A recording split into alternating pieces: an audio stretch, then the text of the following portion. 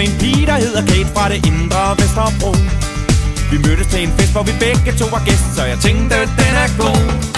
Vi tog på café og drak lidt hyggete, og jeg synes hun var sød. Men jeg tror, at den slog klik, da hun gav mig dette blik, imens hun rejste sig og gik. For hun løftede sin kild, den i blåt ternet fil, så jeg slugte et stykke af min røgede sild.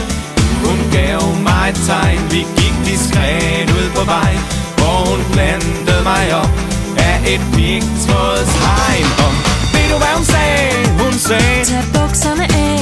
Jeg smilede skævt og tænkte, chancen den må jeg tage.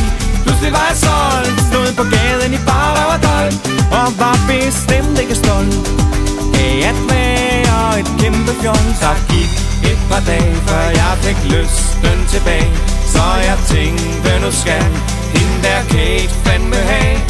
Jeg fandt hendes pris, hun var en ren dyrket gris, og den stod på side 9 i den blå avis. Jeg ringede op og gik vist lidt amok, stakkels Kate, hun fik et chok. For jeg synes det var på tide, at Kate hun fik at vide, at vores date den var et flop.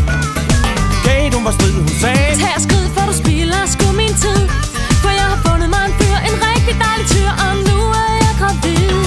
Så lagde hun på, imens mit hjerte gik i stå.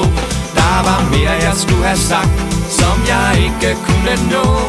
Jeg fik intet svar, men blev blot holdt for nar.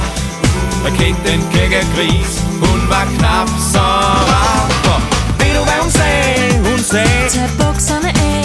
Jeg smilede skævt og tænkte, chancen den må jeg tage. Pludselig var jeg solgt, stod på gaden i bar og var dold, og var bestemt ikke stolt af at være et kæmpe fjols. Jeg rejste en tid, det kunne ikke blive ved, jeg skulle prøve noget nyt. Så tog jeg til Tibet, men piger var det sket, for piger det er ydt. Der gik en masse år uden damelov og hvad der ellers hører til. Og når jeg går i seng, så tænker jeg på mænd, det er der meget mere ved. Og drømmer om den dag, cirka 10 år tilbage, hvor jeg stod ude på gaden med bukserne af.